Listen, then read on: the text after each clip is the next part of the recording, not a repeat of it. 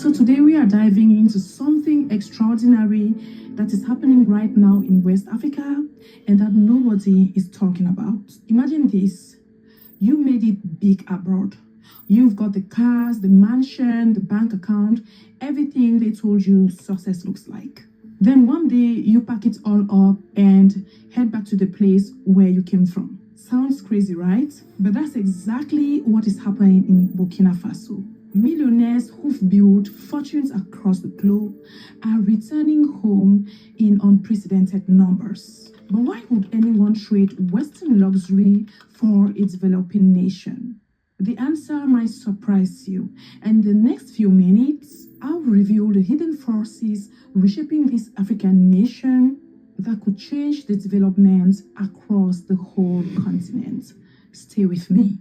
Burkina Faso, a landlocked country in West Africa, hasn't been known as an investment hotspot. And for decades, it followed the familiar pattern: rich in resources but struggling in poverty. The conventional wisdom said success meant living. And that's exactly what many talented Burkinabés did. But here's where things get interesting. While Western economists predicted continued dependence on foreign aid, something unexpected happened. And that's exactly when President Ibrahim Traoré stepped in. When he came in, most international observers expected business as usual. Instead, he did something that shocked the global financial community. He rejected the IMF and the World Bank loans that had been the backbone of the country's economy for generations. Now, you might be thinking that sounds like economic suicide. That's certainly what experts predicted. But what happened next challenges everything we've been told about development in Africa. Now, instead of following the traditional playbook, Traoré's government went in a completely different direction, using their own resources for their own people. Take gold, for instance. Burkina Faso is Africa's fourth largest gold producer. But for decades, that gold left the country in raw form, with profits flowing to foreign companies.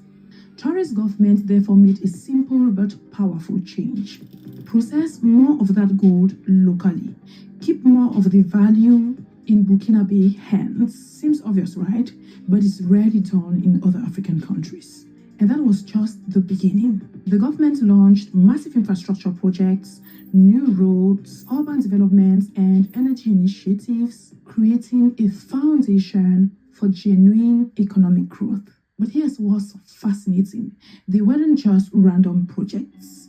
They were strategically selected to create the conditions that will make returning home attractive to the wealthy diaspora. And in a minute, I will show you how this master plan is working in ways nobody anticipated. Rather than begging for foreign investments, Traoré did something different. He directly called for Burkinabés abroad to redirect their investments back home. His message wasn't just about money, but it was about pride, about legacy, and about building something meaningful. Now, we've all heard this kind of patriotic appeals before, and usually they are met with polite applause and then ignored. But something different happened here. The wealthy diaspora actually responded. They began returning home physically and bringing their capital, expertise, and global connections with them. And the real question is, why now? Why is this appeal working while similar calls across Africa have fallen flat for decades? The answer reveals something more profound about what truly motivates wealth creators. Now, this movement isn't happening because of a single factor. It's a perfect storm of conditions creating both push and pull forces. First, let's address the pull factors. What's drawing people back? One thing you should notice that Traoré's government created tangible incentives like tax breaks for returning investors, simplified business registration, and a genuine commitment to reducing corruption. They also required foreign companies operating in Burkina Faso to establish headquarters locally. This created an ecosystem where returning entrepreneurs plug into existing business networks. But there is something even powerful at work here. Something that doesn't fit neatly into economic models. The wealthy diaspora isn't just returning for financial opportunities. They're actually coming back because Traoré's vision offers something that money can't buy: purpose and legacy. Think about it. Making another million abroad might increase your bank balance, right? But building industries in your homeland, that creates a legacy that outlives you. And that leads us to the second part, which was the push factors. Many Burkinabés abroad, despite their success, have experienced the ceilings that exist for Africans in Western nations. The subtle racism, the sense of never fully belonging. Now, contrast that with returning home as a respected business owner, contributing to a national renaissance. Which would you choose? Now, let's quickly look at the citizenship initiative of Ibrahim Traoré. In January 2025, Traoré introduced something really revolutionary: an executive order granting citizenship to descendants of Burkinabe prisoners of war trafficked during the transatlantic slave trade.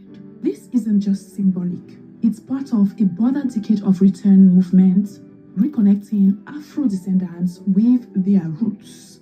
Burkina Faso isn't just welcoming back its direct diaspora. It's actually opening its arms to a wider African diaspora who may have lost their specific connections to the continent generations ago. So the message is clear, right? This isn't just about money. It's about healing historical wounds and building a new future. What's happening in Burkina Faso right now might seem like a small story in a world of flashier headlines. But I believe we are witnessing the beginning of something historic. This could actually be a blueprint for a new kind of African development, one led by Africans themselves, funded by African capital, and designed for Africans' needs. If this model succeeds, we might look back at this moment as the beginning of a profound shift in how wealth and talent flow between Africa and the rest of the world. So what do you think? Could this approach work in other African countries? Is this the beginning of a broader return movement? Let me know in the comment section, and if you found this analysis valuable, please do well to hit the like button and subscribe to this channel in order not to miss out on our videos. And if you are part of the African diaspora yourself, I would especially love to hear your thoughts in the comments. Would something like this motivate you to invest back home? Let me know as I will be in the comments reading. That said, thanks for watching this video, as I will see you on my next one.